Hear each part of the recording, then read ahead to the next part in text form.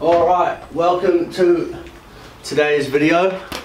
We are going to finish building up this Avanti DR. First things we need to do, we're going to put TT bars on, we're going to take the pedals off my time trial bike and then put them onto this bike, and then also when I take TT bike up to my granddad's, he wants the wind trainer on it so he can train because it's winter in New Zealand at the moment, or it's just going into winter in New Zealand at the moment. And I need to head to Avanti before it closes to buy a 11-speed cassette for this, because I always ran a 10-speed cassette on that because my time trial bike was 10-speed. So if he's going to be wanting to run at 11 on there, I'm going to go get a new cassette for that. Also, just quickly on my shoulder, I went to the physio today and he has strapped up my shoulder completely. So when it dislocated, it went this way, so this is just some strapping to keep it on. But he also said that basically it's going to be 4 weeks before it heals and I get back to normal, and that he won't let me play rugby again until I can do, well, basically in 4 weeks, if I can do 10 clapping push-ups, then I should be good to go, and then I have to strap it every game. So that's where we are at the moment for that. Alright, first job is time trial bars, which I think are in this drawer. We've got an option of normal time trial bars like this, but I think we're going to put on the ski bends for this one. Ski bend 1 and ski bend 2. Got my fix-it sticks, so we're going to just quickly put these on, and then I better head to Avanti before it closes.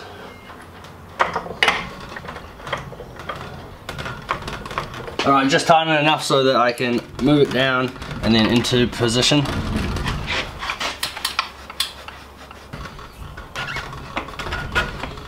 Alright, we've got both these TT bars on now. I'm just going to line them up to about where I think he's going to want them, and then tighten them, and then that's all I can do until I really am with them so I can put them on properly.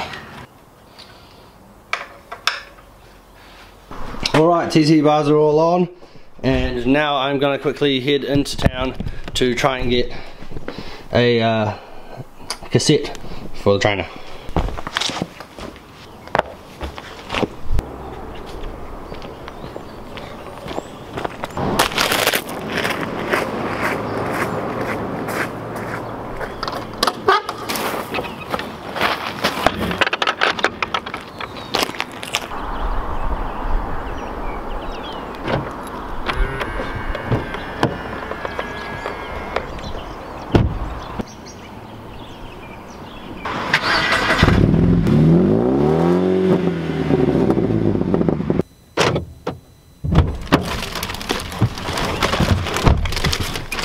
Was quite an expensive. I got an Ultegra R8000 11-speed cassette, 1128, and it cost $179 for 11 sprockets.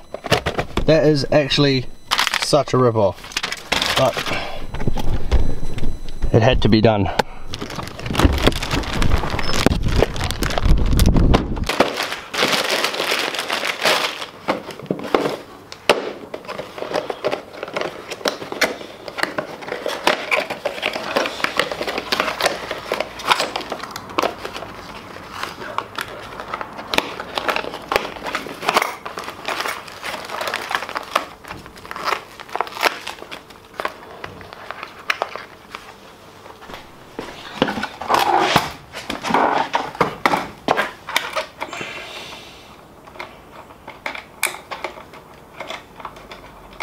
A bit fancy. Just take this off and then Bob's our uncle.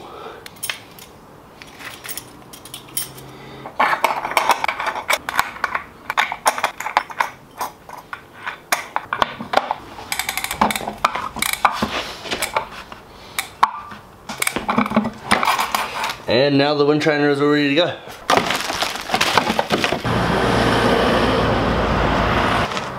Alright, a question that I have been asked is my bike worth more than my car? Alright, firstly, it's hard to say because I didn't pay for this. I'm still sponsored and I was given this Chapter 2 to represent their brand. Also, link for the Chapter 2 is in the description if you want to get yourself a new bike. But I did pay for this car. I got it second hand. I got it with a deal. It had a few problems. It had an oil leak which I fixed, needed new rear tyres and a few things. So all in all, I think this Beamer has cost about 6 or 6,500 New Zealand dollars. If we were doing this at stock, like if you were to go out and buy it, I think the group set's like 1,500. The wheels are like 2 grand, maybe a little bit under 2 grand. The frame is like 3 grand, I think, like $2,800.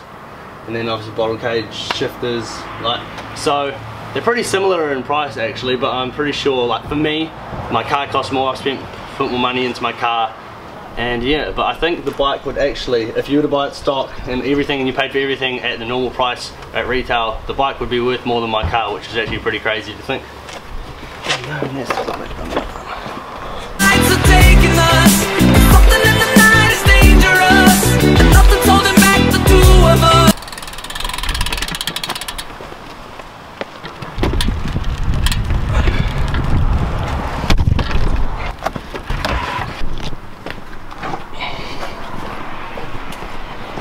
Right, the bike is all done. I've got the trainer and the bike in the car, so now I'm gonna head off to my granddad's and drop it to him.